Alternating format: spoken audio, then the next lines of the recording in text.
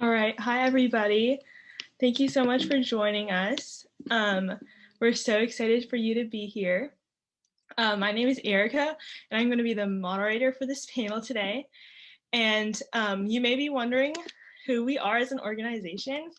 I'm just going to do a little bit about ourselves. First of all, I personally am a part of the Bay Area Youth Climate Summit, and we are an organization fully led by youth that led and organized virtual youth climate summit in September 2020 this year. And the picture is from that day in the middle of the screen. And we had over 280 attendees from 88 schools and 14 different states and so many different time zones. And it was really a chance for educators and students who are both passionate about climate change to come together and discuss issues and also hear from workshops. We featured 16 different workshops, including all of the workshops in that bottom right corner. And we are able to have 5 panelists from a few of those workshops and more join us today. So when Sabine and Jennifer reached out to us to feature us in today's Bay Area Science Festival, we were super honored to have some of the few amazing youth activists that we know join us today. And we are so excited that they can all join us, and hopefully you'll be able to learn from their perspective and be inspired about their work and to take action in your community. You can connect with us on our website and also our Instagram. I can send those in the chat later, but we are continuing our work past September through monthly workshops, and also we have a newsletter that will come out later today. And we will just be continuing those connections, and we really hope to get connected with you and our Instagram. Just Amelia, I put those in the chat. So we are so excited for you all to be here. Thank you for joining us again. And we can get started in just introducing one of our first panelists.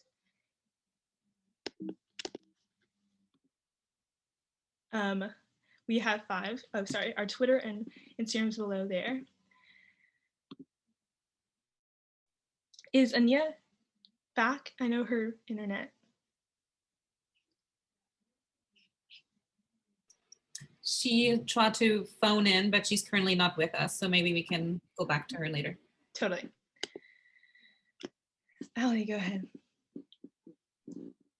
Hello, I'm Alli, 14 years old. I'm with FFF Digital, also known as Fridays for Future Digital, which is a digital movement of people who digitally strike, as sometimes physically striking every Friday is not accessible due to like pandemic and like several other factors. Through FFF Digital, I led campaigns such as LATAM on Fire, Natural Disasters Campaign, and Defend the Defenders North America. But I also work with local climate activism orgs such as Silicon Valley Sunrise. And today I continue to strike with FFF Digital and Silicon Valley Sunrise. Awesome, thank you.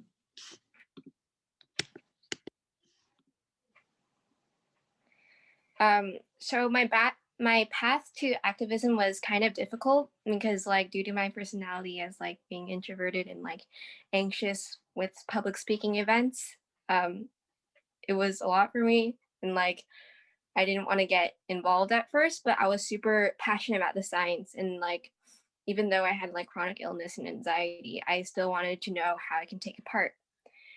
So then further into like 2 or 3 years before this year, I got super involved with local cleanups, green clubs, and finding creative ways to reduce my carbon footprint. Yeah.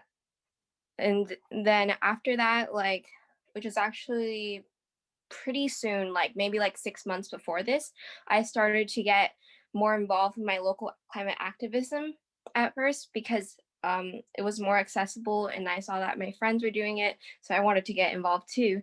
So then even though I was a shy person, I decided to get involved with the Sunrise Movement. And even though it's in the middle of a pandemic, we still managed to make graphics and inspire tons of people to sign petitions and tweet storms.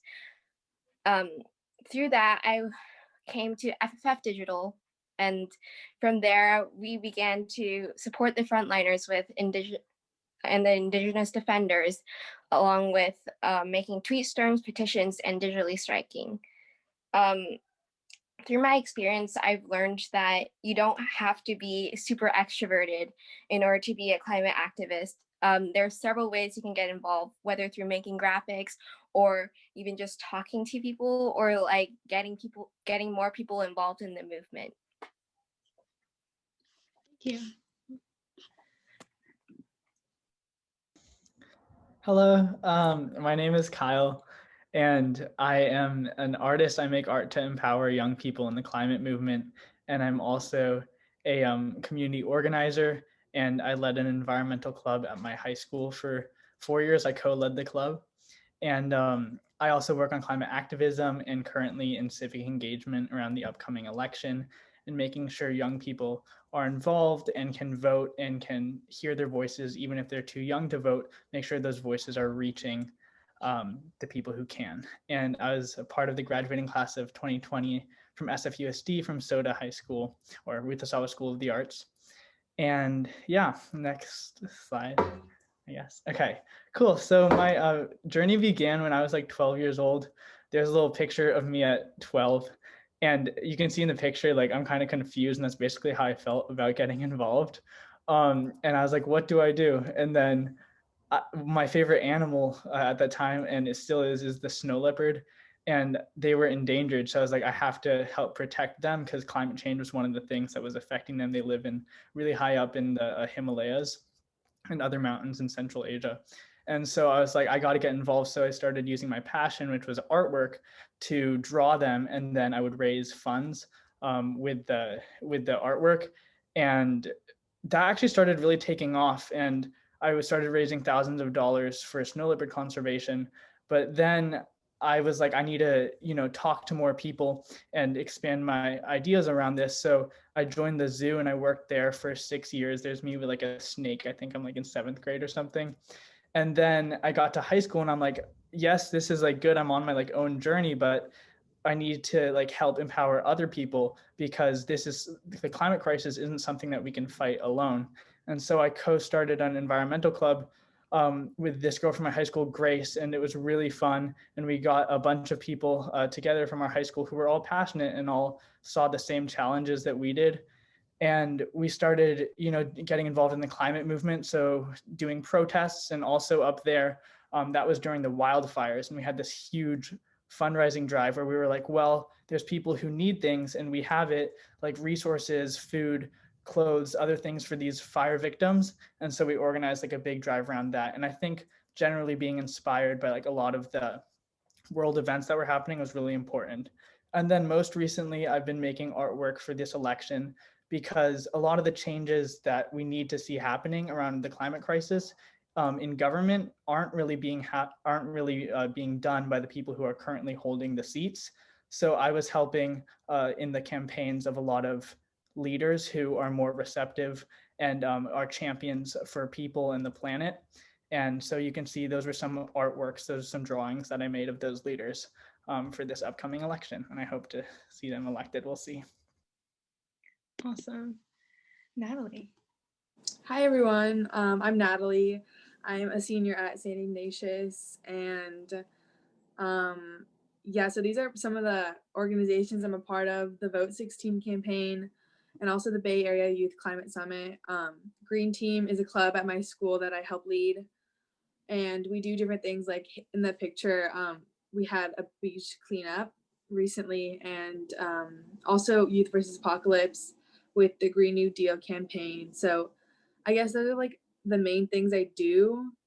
For Vote 16, I learned, like, I didn't know this was a thing to like lower the voting age, but then I learned a lot about like why it's important to lower the voting age and how voting can just really like empower youth and like create more of a democracy. And So yeah, if you live in San Francisco, it's actually on the ballot this year. So vote yes on Prop G.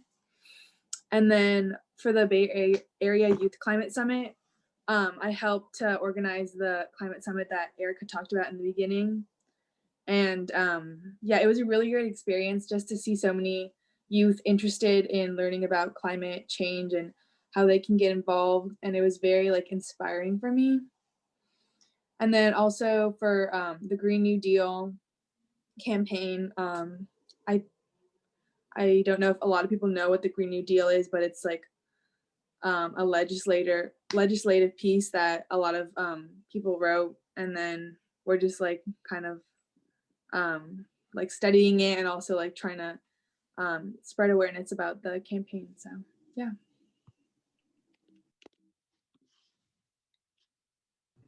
Hi, I'm Amelia. I'm 16 and I'm a junior at Lick Wolverine in San Francisco. And I was the chair of the Bay Area Youth Climate Summit that Erica talked about. And so that was a great experience for me to both meet other activists in the city and also learn a lot more about activism as I organized it. And then you can find me on Instagram there, and make sure to go follow our summit accounts because we are having monthly workshops and opportunities. So my environmental journey really started when I was younger. I was always a science kid and I was really interested in science. And then when I discovered that people weren't actually listening to the science, that really inspired me to get more involved with climate activism. So, Sorry. my 9th grade bio teacher sent me something about EarthEcho and a citizen science project. And I was like, oh, wow, science, that's so cool. So I joined it. And that really inspired me to get much more involved with protecting the environment as well as science. So then I volunteered at the San Francisco Zoo and the Cal Academy of Sciences, and I did some science communication work. So I learned how to talk about science with the public, which has really helped me in the climate activism world. And then I became the co-leader of our environmental club at Lick. And then that led me to organizing the Bay Area Youth Climate Summit this September. Awesome. Unfortunately, I'm really sad, but Aniya sounds like she cannot make it. Her street had a power outage and it's hard to join right now, but Aniya is super awesome. We featured her at the summit. She's a 14-year-old freshman who's also a poet and a published author, which is really cool. And she's a part of the Youth versus Apocolypse. And you can learn more about her through the Youth versus Apocolypse Instagram, but also you can find her on Instagram there. But I'll stop sharing for a second. Oh, did I stop? It's good to see everyone's faces, and we can start with one of our first questions. Erica, I think Aniya might have just gotten here. Oh, sweet. If she is here, she can go a little introduction for herself. I read off your slide, Aniya, but feel free to add anything.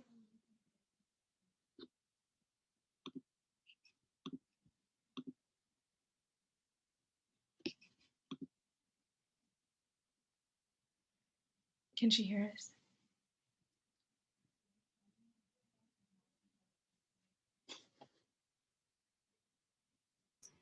She was here for a second, but I think she dropped off again, so she must have difficulties joining. I'll keep an eye on for her. Okay, sweet. Thank you. When she joins, let us know. So first of all, I'll start with our first question after the intro. Some of you touched on it, but how did you guys get started in where you are now in your climate activism, the organizations that you're at? Like, how did you hear about it? And yeah.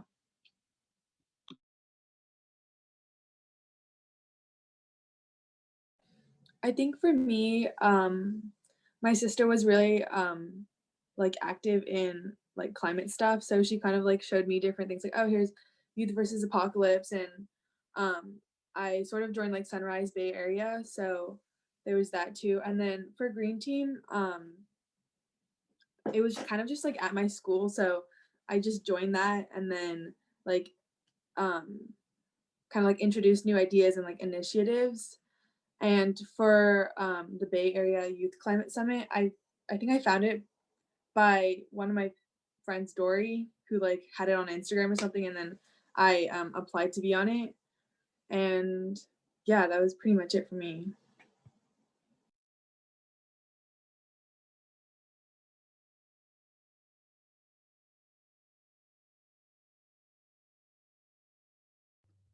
Okay, I guess I'll go next. So for me, I got started with like I went to my high school and I realized that we didn't have an environmental club. And I was like, this is terrible because there's so many wildfires happening. There's so much like endangered species in danger. You know, there's people who live in places where they can't like have clean air and clean water. And so we need to like do something, and there's currently no club on my campus, a group of students to help make this happen. And so I was actually just in math class, and I was talking at my table about like how there's no environmental club. And then one of the people at my table was this other student, and they were like, well, let's create an environmental club. And my school has these club fairs, and so it was really as easy as that. Is just we created a club, and it took a while to like really start doing anything. Our first year was just like a lot of talking and like wondering what we could do.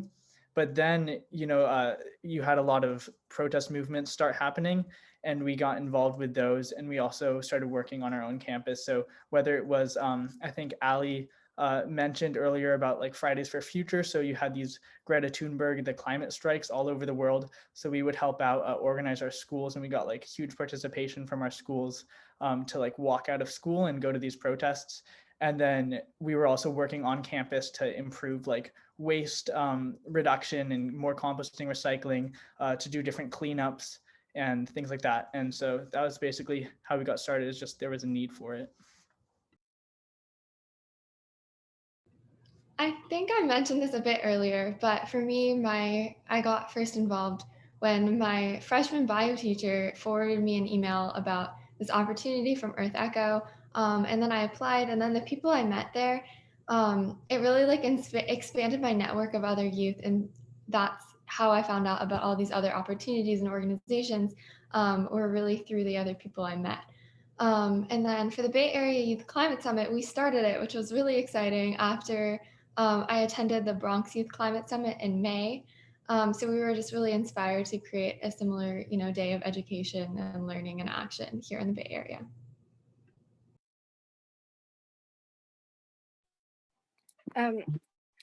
Mine was like another like pretty like convention of like how I green team. From there, through my green team, we went to the September 20 strike, which was last year in like 2019, and that was a super big strike. And then from there, I got super inspired to join other orgs that I heard that other friends in the club were in. And then from there, I got to go into FFF Digital and Sunrise.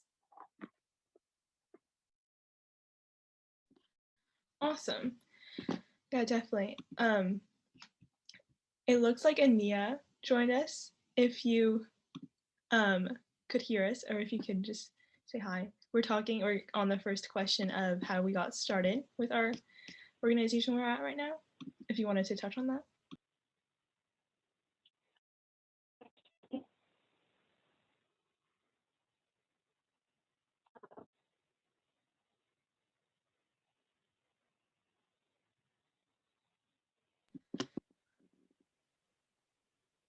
I think it was cutting out for us, unfortunately. Totally okay. We'll get back to you later. Thanks, Aniya. But totally, I hear you guys all about like your networks and hearing from like teachers and just putting yourself out there a little bit. I feel like that's definitely a theme that I see from all of you guys. I'm curious if you've had any experiences, either when you're young or just since you're starting a climate organization or activism, that you've had surprisingly meaningful experiences that you were either unexpected or like an additional to like obviously promoting climate change and obviously promoting climate justice.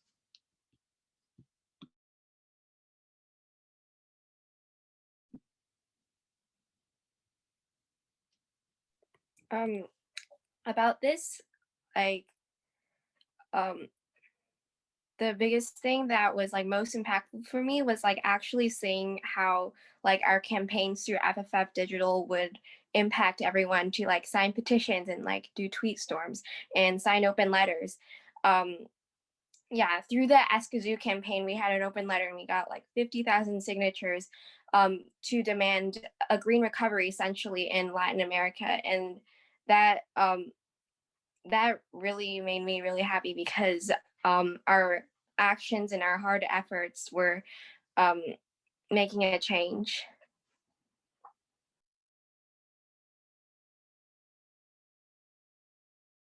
Totally. Kyle, do you want to touch on an experience you might have had? Yeah, I think that some meaningful experiences I had. Well, I guess I could go back to my sophomore year in high school, and this isn't like specifically climate related, but it is like science and environmentally related. We were working with Surfrider, which is like a pretty cool group that does a lot of cleanups, like some of you guys have been mentioning, beach cleanups. And they had this big art show. And so I wanted to like, I was in charge of getting my school to like help out and be involved in the art show because a lot of the people at my school are artists. And so I went around and I like talked to all the different departments about like, hey, how do you want to participate in this show? And a lot of them actually, like all these different students decided they would organize their friends to participate in the show. And so we had like spoken word artists, we had like orchestra people, a ton of visual students, a bunch of like people wrote poetry, and also like dancers and people performed like theater skits. It was like a whole collaboration among a bunch of different kinds of arts.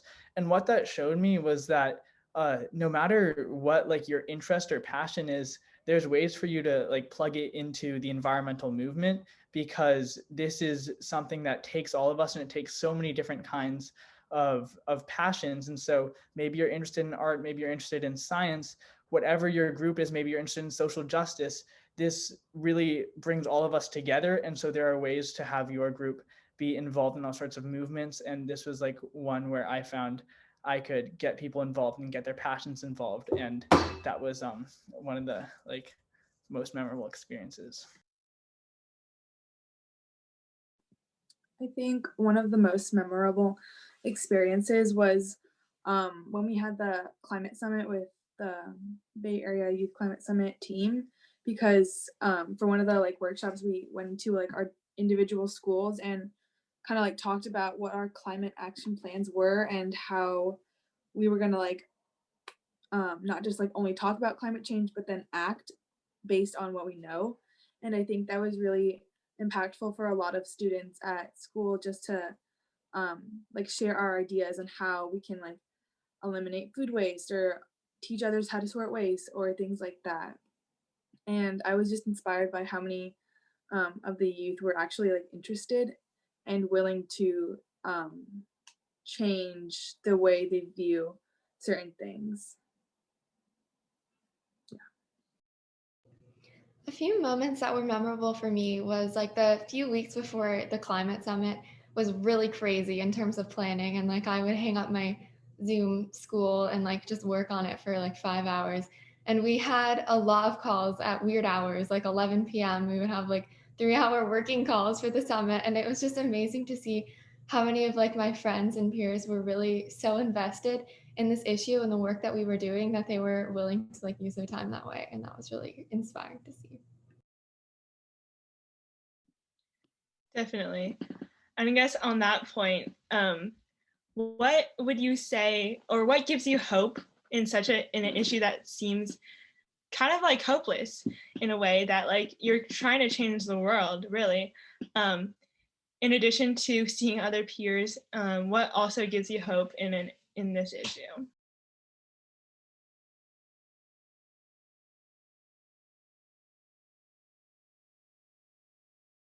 What gives me hope is that 72% of Americans think global warming is happening. So if we can like really vote where, like for climate action, I think we will get places, because like a significant part of our country really does want climate solutions. And so now it's our job to really like educate and act and vote.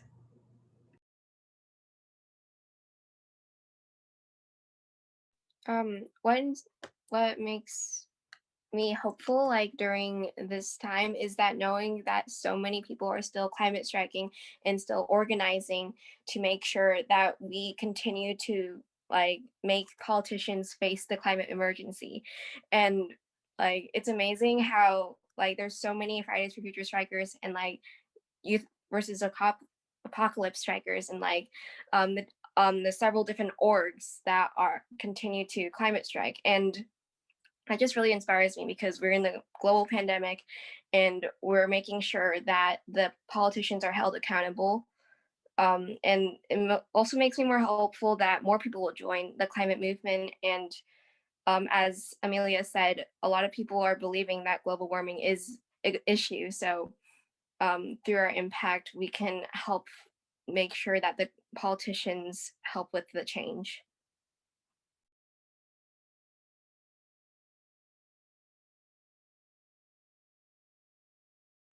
I think something that brings me or makes me feel like hopeful is seeing other youth who are like younger than me, like Amelia and Alli and Aniya, just really like are very passionate about the environment and put in so much effort to like do these certain things. And I think that's helpful for me. And also, like even though there's a lot of different people and corporations who don't like agree with us and aren't willing to like change, I feel like there are a lot of people who are willing to like put in effort to maybe make their company like more sustainable or like, oh, if they're a politician, like willing to talk about climate change and that stuff. And I think just keeping an open mind about change is important, and also just like working with people instead of working like against them kind of brings me hope too. Yeah, I really agree with everything that my fellow panelists have been saying, and honestly, I'm like super honored to be on this panel with you guys. And I just want to say, in terms of like what gives me hope, is that like I think currently we've been talking about how there's different barriers to getting the environmental results and the social results that we want to see. And what's been brought up a lot has been like different corporations who continue to um, keep the same like habits of pollution, or like politicians who won't listen or won't act on climate change. And recently, in honestly like the last 5 years, I've been seeing a lot of um, often young politicians running to make a difference, whether that's like Alexandria Ocasio-Cortez in New York, or even more locally like Jackie Fielder. And these people like really have a different vision for how we can bring like climate results and results for people to the table. And I'm so excited because I think that if we have people in office who are our governmental representatives that actually care about the same issues that we do, that will like take us so far. And instead of working against them so much and trying to like get them over to our side, we can finally be working with them to make like solutions in our community.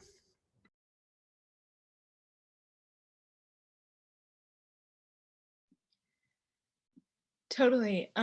We got a question in the chat that is similar to what our next question was kind of be, but Eric asked, what is like right now the biggest bang for the buck changes that individual can make?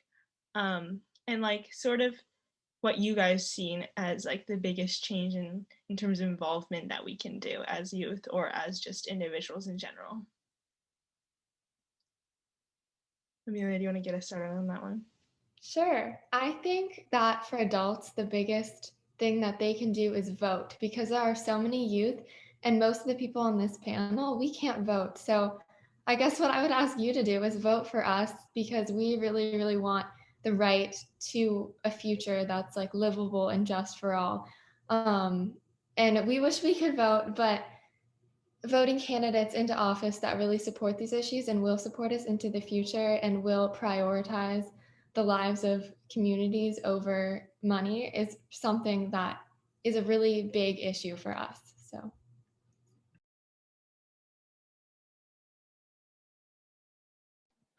I think I agree with what Amelia said a lot. just being like supportive of I guess like the different things we do also, and being willing to like share different like educational opportunities with the people you know. And yeah, voting is especially important. So I think that's also a big thing.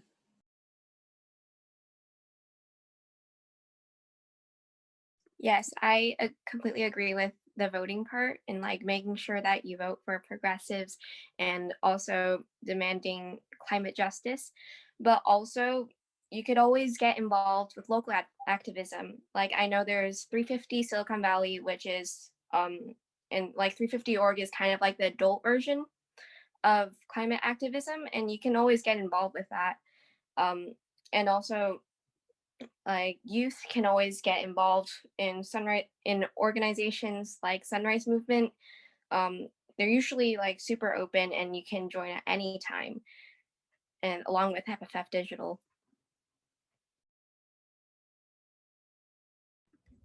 Yeah, I agree so much with that. And I think like just getting involved, like there's so many ways to multiply your impact. So if you want to like vote, that, well, you can vote yourself and get educated, but you can also share that education with your coworkers, with your families, with your friends, and make sure that everyone is like kind of talking about this together, and that will go very far. Another thing that I found really helpful, and this was something that when I was in high school I wish I'd done more of, is building alliances. So maybe if you're part of some group, whether it's like your job or like your club or who knows what, building alliances with like local organizations, seeing how you can support. For example, in high school, like with my environmental club, I wish I'd built more alliances all around my school with other groups so that we could work together, and then that just multiplies the amount of people so much that are working on things. And I think that is a really effective way. And joining groups, like you said, Sunrise Movement, 350.org, those are excellent organizations. Fridays for Future for sure.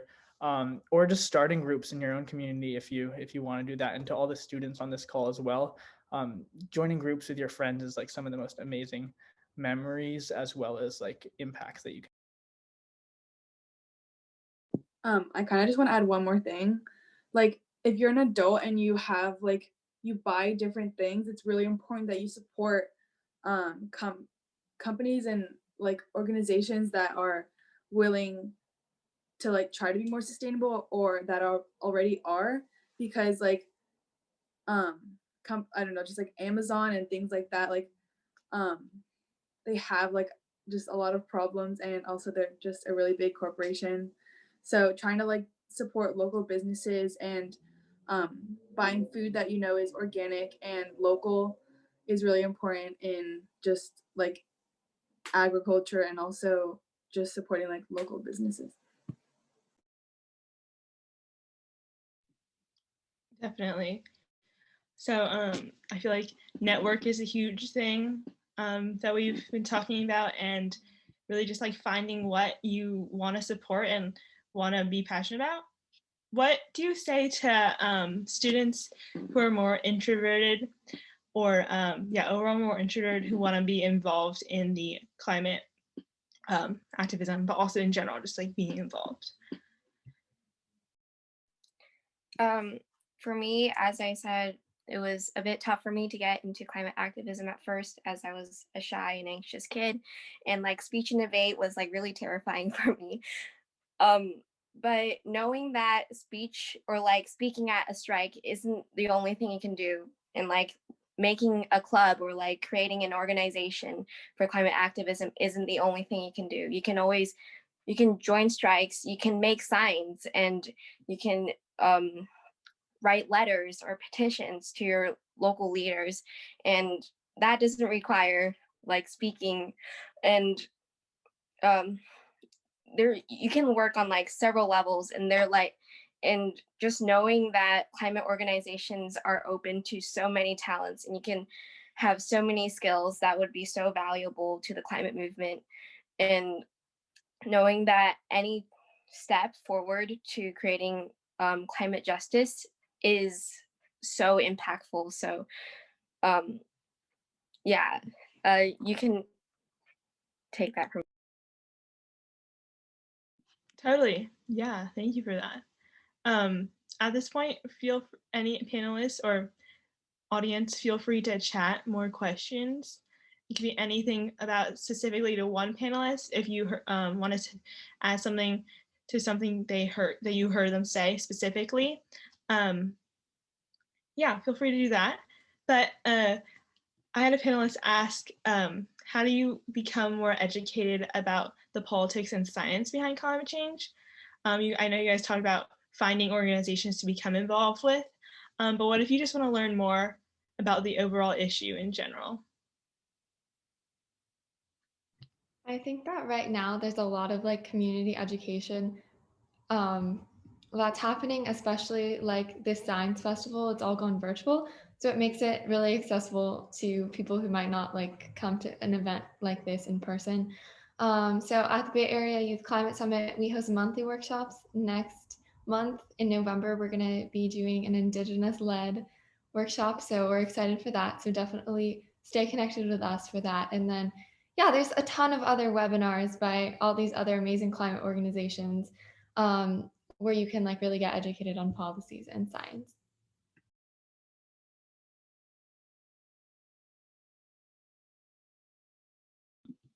Do one of our other panelists want to touch on that question? Maybe like also think when you were little, what steps did you take to kind of learn about the issue yourself? Yeah, this is really great. I definitely think that there's so many different avenues that you can get educated. For me, it was reading. I just go to the library and get some books. And I don't know what libraries situations are like right now, but it was just like going to the library, getting books on climate change. There's been so much written recently, and whether that's books on like the Green New Deal, there's a few out there you can research, or whether it's just books on like how this all started and got to where it is. Also a video I really is called, like, it's on YouTube, and it's called like Letter like from the Future, and it's by Alexandria Ocasio-Cortez, and that's like a really beautiful video, and it just shows like kind of where the Green New Deal could take us in the future, and so that is a good thing to watch. Oh yeah, podcasts I see in the chat. That's Yeah, I think going off of what Kyle said, also watching a lot of documentaries. I know like Netflix and even like Amazon Prime, they have a lot of different documentaries you can watch about like animal agriculture or like coral reefs, and that's a cool way, like cool and fun way to like, oh, like family, like let's go watch this tonight instead of something else, or just to like educate yourself about how like the world is changing and how things are like developing, I guess. And also like YouTube, I feel like is just a good way, because there's like a ton of stuff on YouTube and you can learn like anything from there. So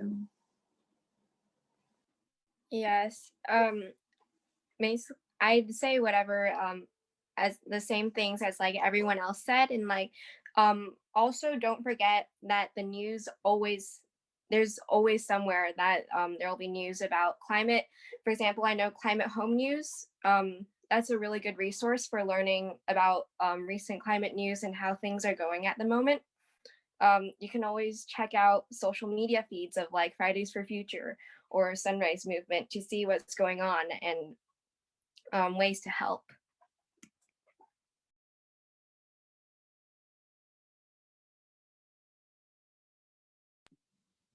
Totally. Thank you guys for answering that. We got another question in the chat. How have you guys seen your personal involvements through the environmental movement evolve over time as you've gotten older?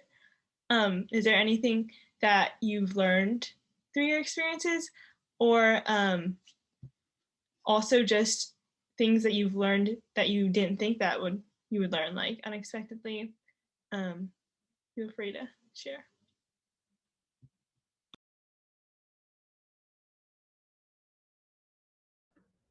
All right. Well, when I started, and I'm also going to touch on like the other side of this question, which is like, where do we go from here?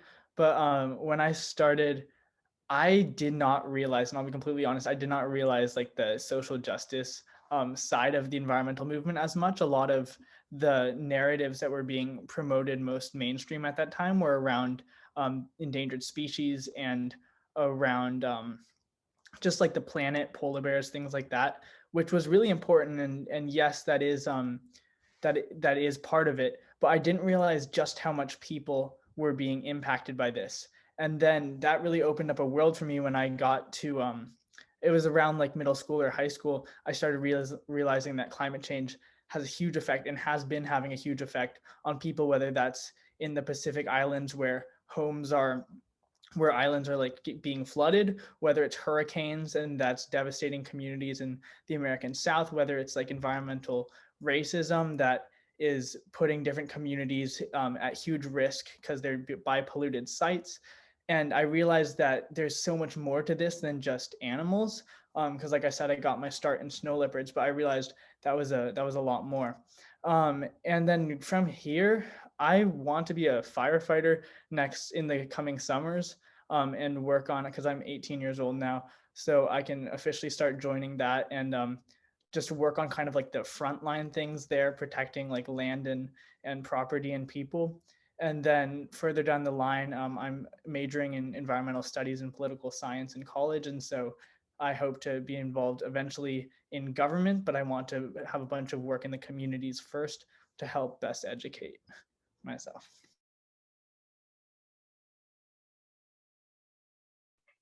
From my perspective was definitely like the interesting leadership experience because I really didn't expect that because I thought I was just going to be on the back lines and like just making a few graphics for my organization's social media feed.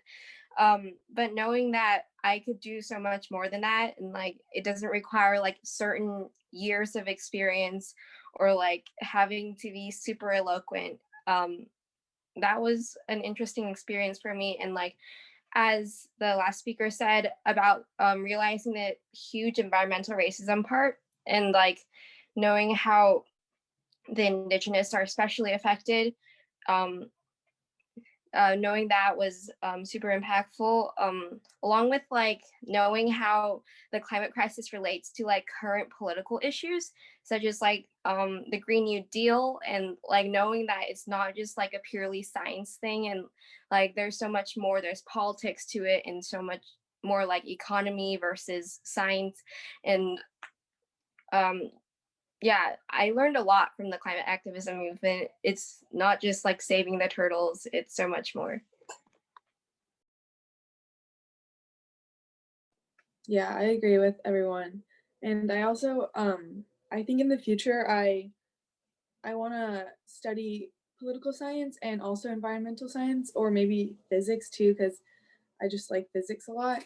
But I think in order to like really have the most impact, you kind of have to get into like law, because that's sort of where a lot of the problems start, I would say. But also I think it's important to like educate others. And I feel like later on in my life I'd want to be a teacher just to like work with young kids and also educate them on like the world and stuff. So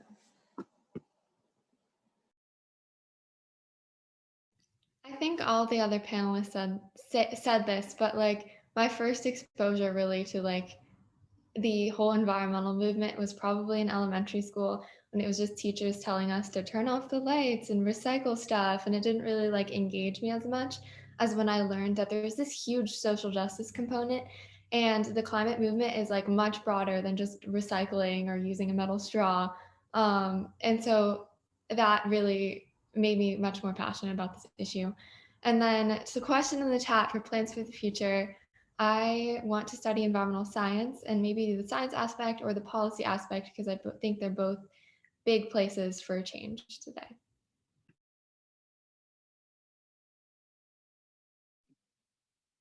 Awesome, thank you. If any of the panelists also wanted to touch more about your plans for the future, I'm curious also, Amelia was touching about her education experience. From your guys' experience growing up, do you think environmental education was a big enough issue in school? And do you think it should be more prevalent, and like, is youth doing enough at this point?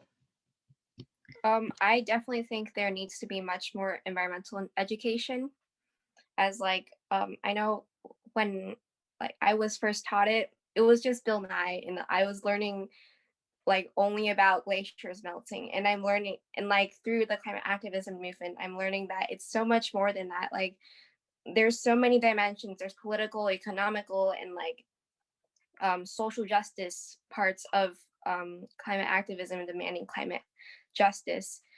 And yeah, I definitely think that they should really teach how the indigenous are especially affected, BIPOC is especially affected, and just like teaching that the climate justice movement is so much more than just saving animals and not using plastic straws.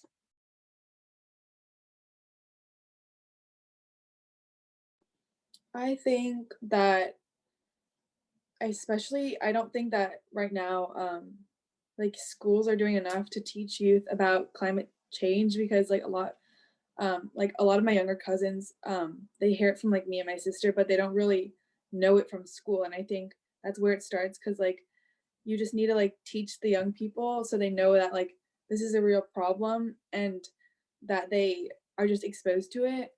And then also I feel like another problem is like technology. A lot of like the young kids I know, especially like boys, they are always just like playing video games and just on social media and like technology so much that it sort of like distracts them from so many other problems that are going on in the world. And I think that's like a huge problem. And I think if they were taught it like in school, like climate change, then I don't know, like maybe they'd be more interested in like doing things.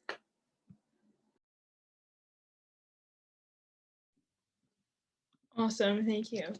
So we're coming to a close of our session. It was really great to hearing all of you. If you guys have any more questions in the chat, that'd be great. Feel free to ask pretty much anything. I'm going to link some links to our website of how to get involved if you wanted to like subscribe to our newsletter or also sign up for our November workshop. And also, if the panelists, could you put your like contact info in the chat just in case anyone wanted to reach out to your specific organization? That'd be great.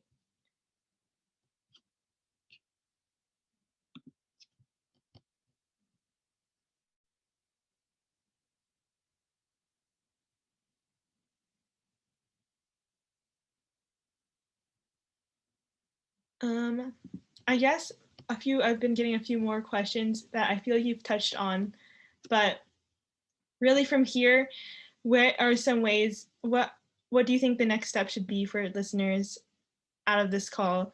You guys talked about personal change and like finding organizations, but what next would you recommend, just specifically like maybe like after this call or something?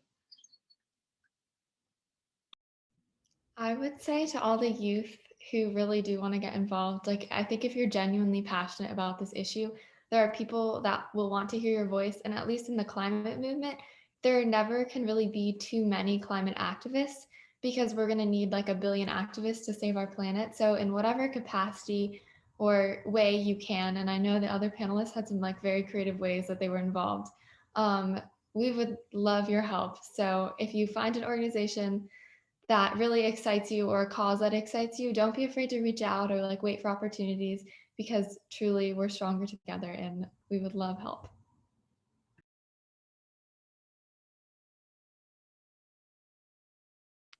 I think adding on to that, just if you see a problem in like whatever community you're a part of, don't just like wait for someone else to fix it, like be the change. And also like lead by example.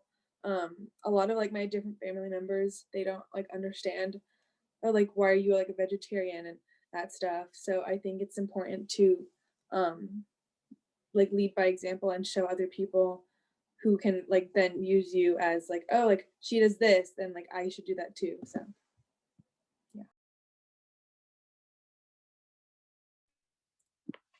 I'd say an immediate step would be obviously to be more educated, but also, like as said before, like if you can get involved, like maybe like tonight you choose to compost your food, or tonight you sign up to maybe you make sure you recycle or something. Just any small act, and like making sure that whatever you do, you try to help and like know that the climate crisis is an issue, and like spreading the word about it.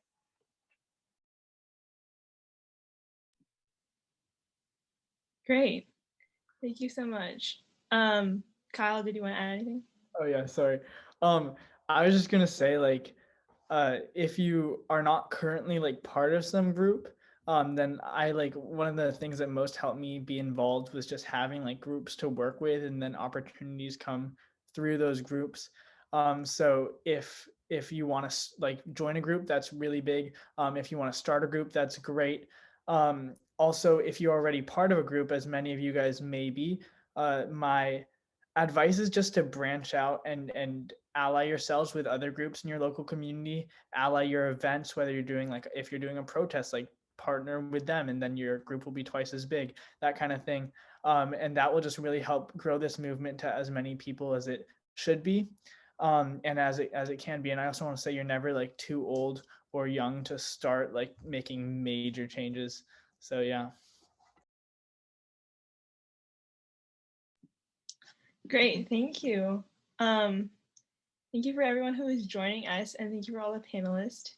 I hope you guys have enjoyed the Science Festival, and hopefully you guys can see how climate change is such a huge issue within climate science and overall science as a whole. Unless if there's anything else the panelists want to add or any last questions, you can feel free to like stay on and chat, but I'm gonna share our closing slide. Thank you all for joining us, and all the links are in the chat, and feel free just to connect with all of us on the links and handles there.